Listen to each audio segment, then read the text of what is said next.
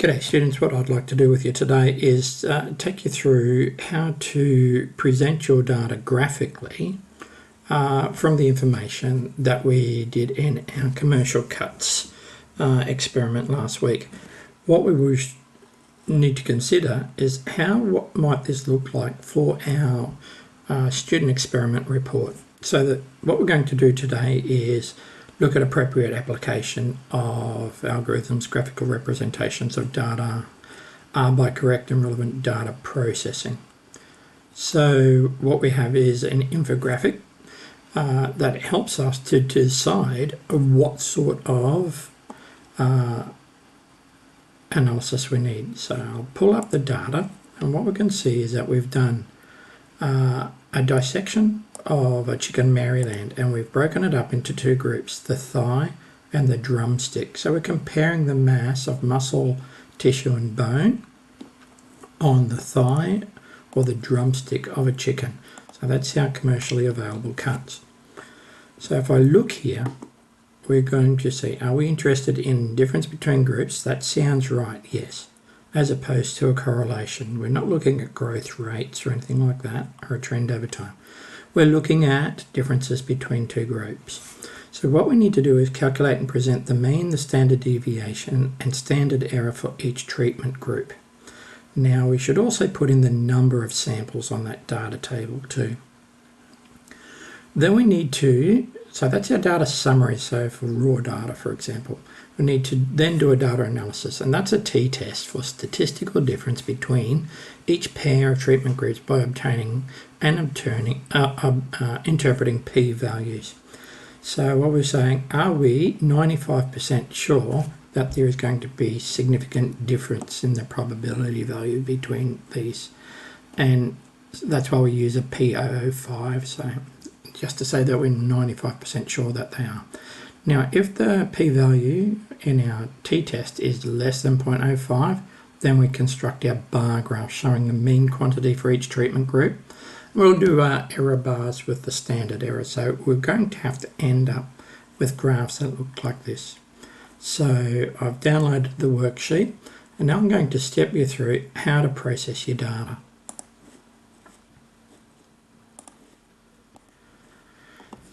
So we have our total mass of each. We've got mass of muscle, tissue and bone for both the thigh and the drumstick. What we want to do first of all is just make sure that we're expressing each of these in percentages. So I'm just going to the format cell, and I'm just going to go format that. The only one that will not be a percentage is our number of samples. So I can just go put that back as a general number, and number of samples. That should count out to be 6. So that's our number. There we go. So now we can just calculate the percentages of each. To do that, we're going to use Excel to calculate for us. So Pete's doing a calculator over and over again.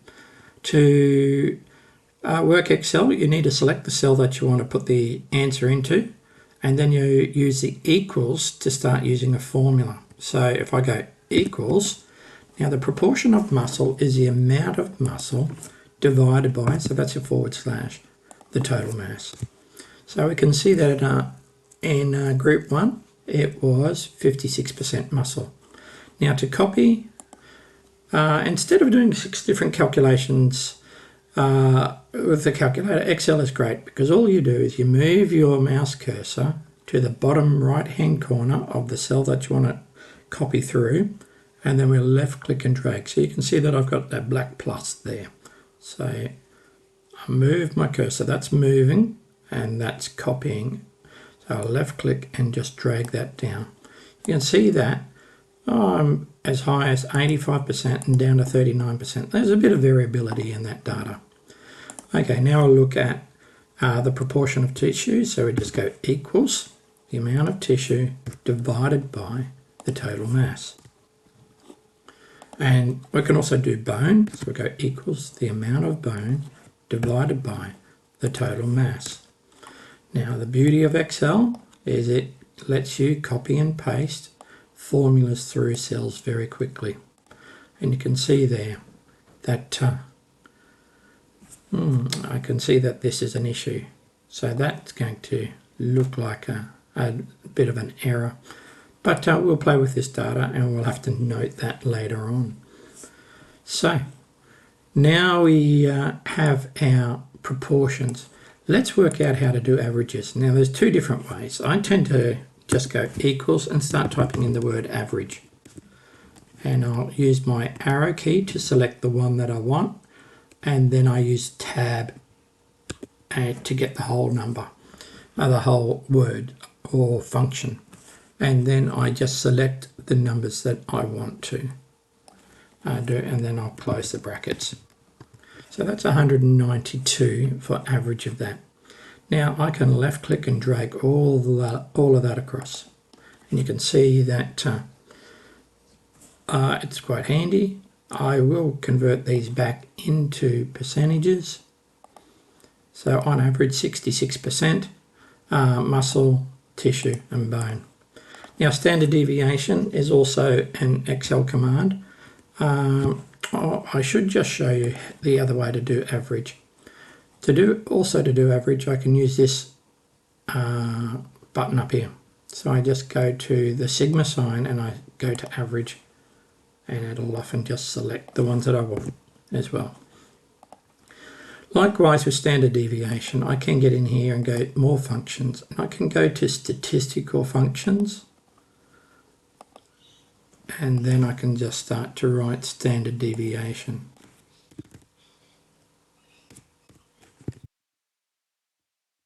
Let's see what happens. Okay, standardize. There, we've got a whole heap of different standard deviations. One here we use as a sample standard deviation because we've only got 6. Back in uni days, I recall they saying if you've got under 25 samples, just use a standard sample standard deviation rather than your population standard deviation, because of the small number of samples. And we can talk about that when we analyse the quality of the data too. And then I just need to select which ones I'm going to use to calculate my standard deviation, and then I just go OK. Now, having used Excel a little bit, you start to pick up a few different things. So I just go equals and start typing in what I want. STD, DEV. I can use my arrow or my mouse to select that, and then I'm going to select the number of cells that I want to calculate the standard deviation, say C2 to C7, and then I close my brackets. Now I'm just going to left click and drag all of that across. And now the next one is the number of samples. Now I should have 6 samples, and I could type just 6 in all the time. But what if one of them, for example, changed? We didn't get the correct one. So what we'll do is we'll go equals, and we'll use the count command, and that just counts the number of cells that contain numbers. So this is helpful if you've got a bunch of different samples. And then we go count all the number of cells from B2 to B7. Well, that should be 6. That's good. Then I'll left click and drag that. And then finally, standard error. Excel doesn't do this very nicely as a command. So what we can do is just remember the formula for standard error, which is the standard deviation divided by the square root of the number of samples. So we'll go equals. Now standard deviation is this one here. Divided by is the /, and then we're going to do square root. So the square root of the number of samples. So the number of samples was this one here, and this is our standard error. Now I just continue to make my table look pretty, and I'll have to do that for the lower table. I'm using colours just to help me sort out what is or what are the different groups that I'm looking at. So you can see this colour here is different to this yellow colour here. Okay, so we can see that muscle had the biggest proportion, biggest standard error. Bone had the smallest standard error, and we're going to have a look at that later. And that'll be tomorrow's lesson when we interpret data. So I've got to do the same thing here. So I'm just going to quickly work on this. So my muscle divided by my total mass, tissue divided by my total mass,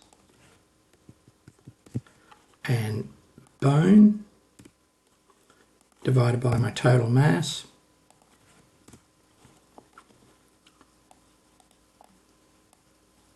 select them, left click and drag, and now I can do my averages.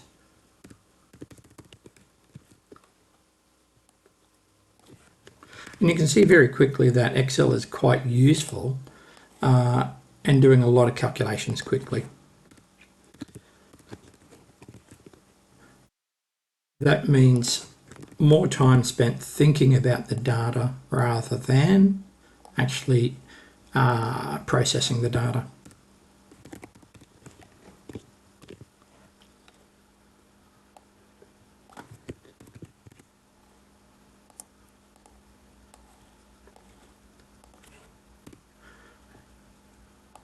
So my standard error is my standard deviation divided by the square root of the number of samples.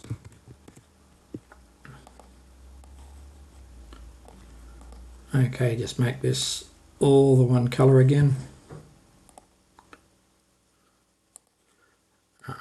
They should be percentages.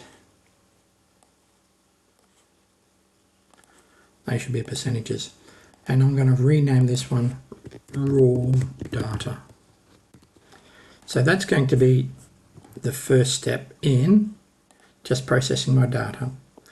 Okay, I can do a couple of different things now, but I think I'll do my t-tests. So to do t-tests, to calculate your p-values, what we need to do is to use a add-in in Excel, and it's a data pack add-in. So go to File, go down to Options. We need to go to Add-ins, go Excel Add-ins, and we've got to tick that button there, Analysis Toolpack, and go OK. That will enable this data analysis tool to come up here. And what we want to do now is calculate, do t-tests on the proportions of the different, of muscle in thigh and drumstick and tissue and bone, and see if they're actually significantly different. So let's get started on this.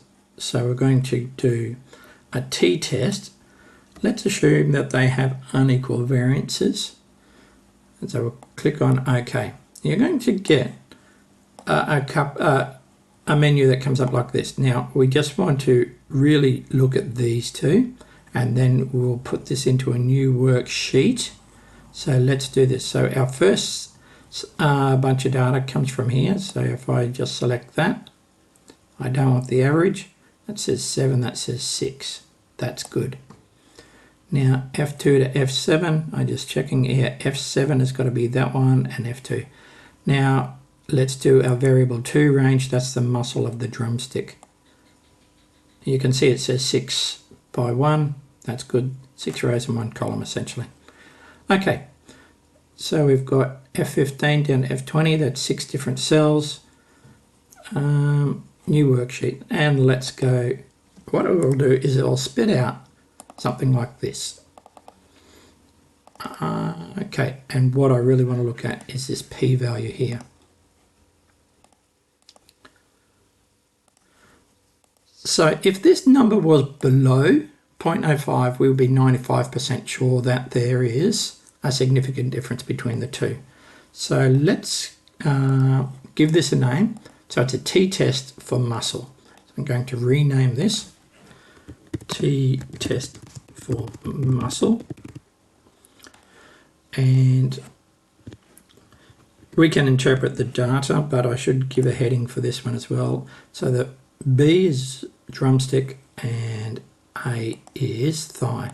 So we're going to go proportion muscle on thigh and proportion of muscle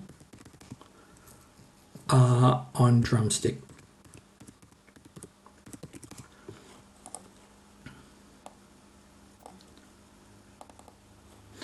So if we were to interpret this quickly, we can say that there is no significant statistical difference between the proportion of muscle on the thigh and drumstick. Now we need to put our p-value in. So we're going to say, well, the p-value is 5% or 0.05. And I should make that an equal sign there. So I'll put an equals there. And now we just need to do our t-tests for the other two. So let's go back to data analysis.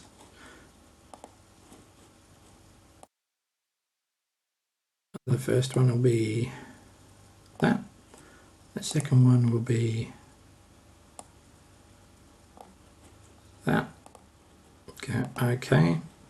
Now this is our t-test for tissue. So I'll rename this.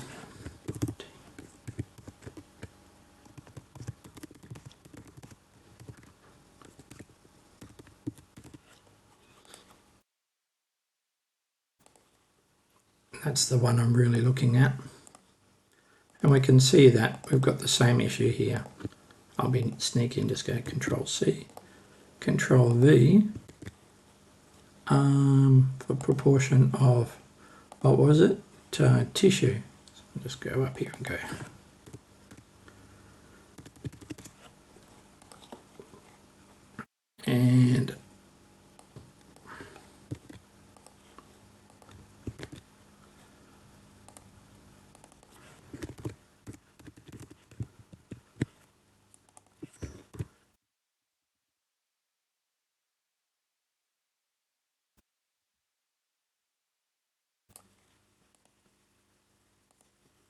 And then let's do our last one. Okay, data analysis. Okay.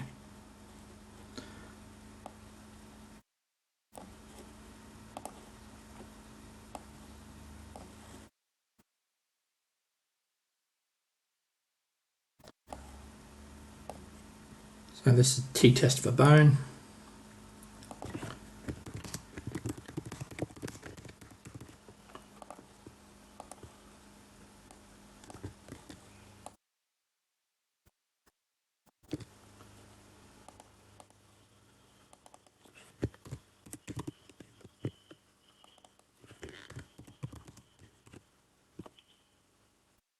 Oh, and we can see, yeah, look at this. This is nice.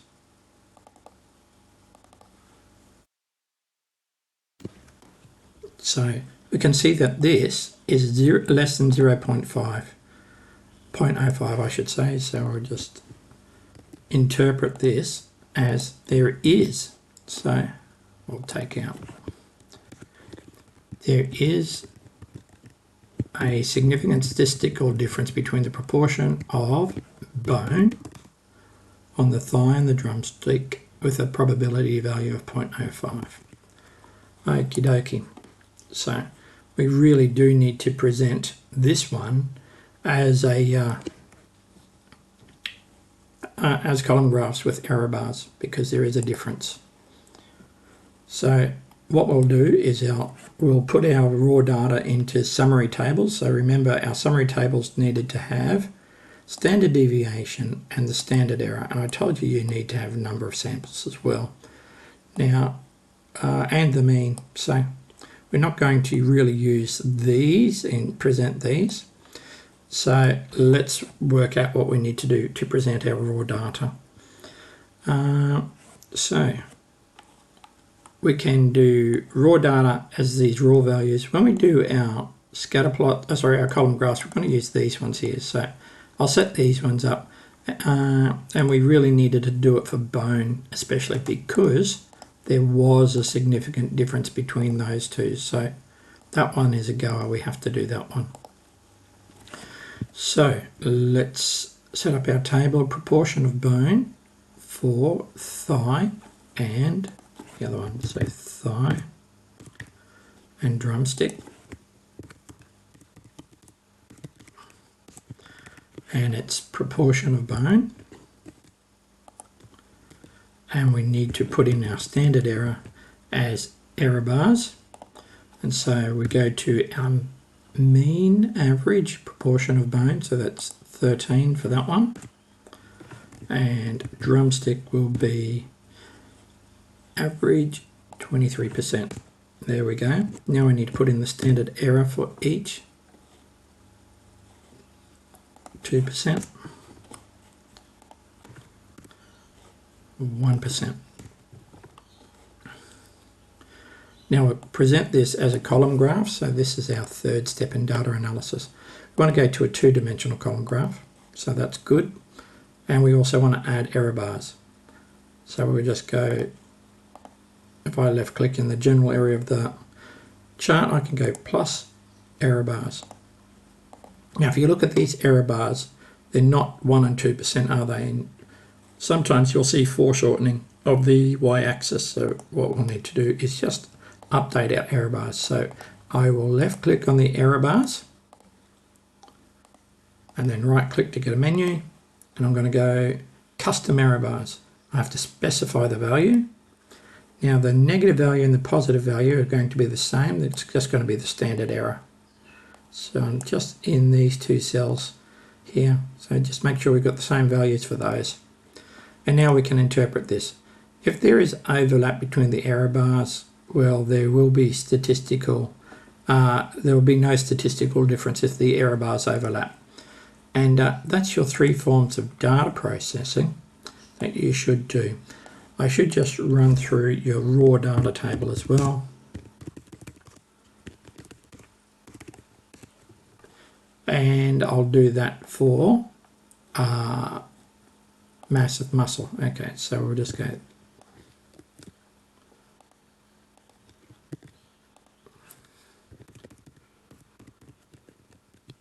and we're just going to use the mean mass, which is that one, and that one. We need the standard deviation, we need the standard error, and then we say n equals 6. So our standard deviation for that will be that one there, and our standard error is this one here. Then we'll go drumstick standard deviation and standard error. So that's the first type of chart that you will present as your raw data. And that's just a summary of your raw data. Then you do your processing on the proportions. And that's it for the moment.